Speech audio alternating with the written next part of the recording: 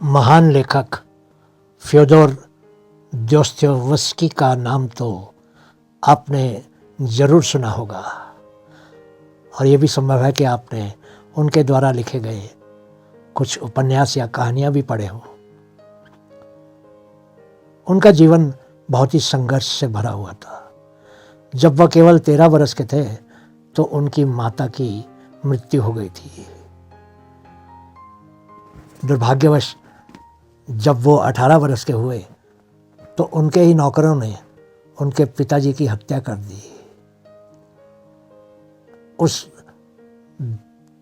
विभत्स घटना के बाद फ्योदोर दोस्तोयेवस्की को मिर्गी के दौरे भी पड़ने लगे। एक ऐसे ही दौरे के दौरान उनकी दाईं आंख भी दुर्घटना का शिकार हो गई। अब ना उनके पास ना ही परिवार था, ना एक आंख थी और ना ही कोई प्रेरणा। समय बीतने लगा और कुछ समय बाद उनको मिलिट्री में इंजीनियर की नौकरी मिल गई। दोस्तोयेवस्की फौज में नौकरी तो करने लगे, लेकिन उन्हें न जाने बार बार ऐसा क्यों लगता था कि वो काम उनके लायक नहीं था, उनको तो कुछ और ही करना था। दोस्तोयेवस्की को बचपन से ही लिखने का शौक था, लेकिन फौज की उस नौकरी के कारण उनको लिखने का समय नहीं मिल पाता था। फिर एक दिन उन्होंने अपने मन को पक्का किया और फौज की वो नौकरी छोड़ दी।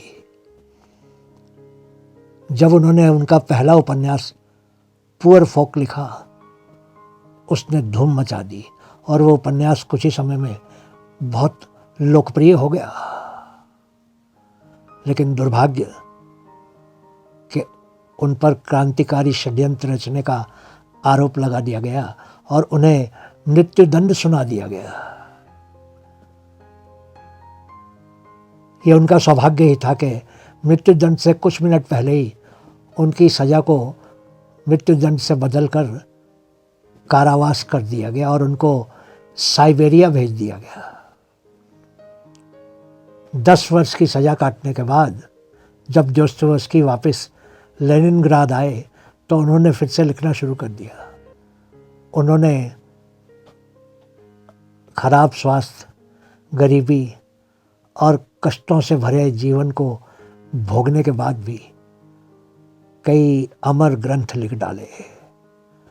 जेल के अपने जीवन में उन्होंने कैदियों को बहुत करीब से देखा था, जिसका अमिट वर्णन उन्होंने अपने महान उपन्यास क्राइम एंड पनिशमेंट में किया।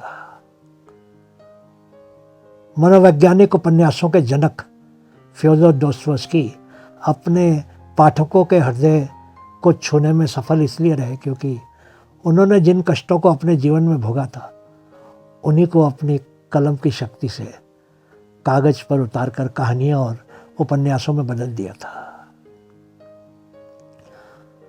अपनी लिखाई से उन्होंने पूरी दुनिया को ये प्रमाणित कर दिया था कि यदि इंसान चाहे तो कष्टों और संघर्षों से लड़ते हुए भी न सिर्फ अपनी एक विशेष जगह बना सकता है, बल्कि पूरी दुनिया के लिए प्रेरणा का एक स्रोत भी बन सकता है।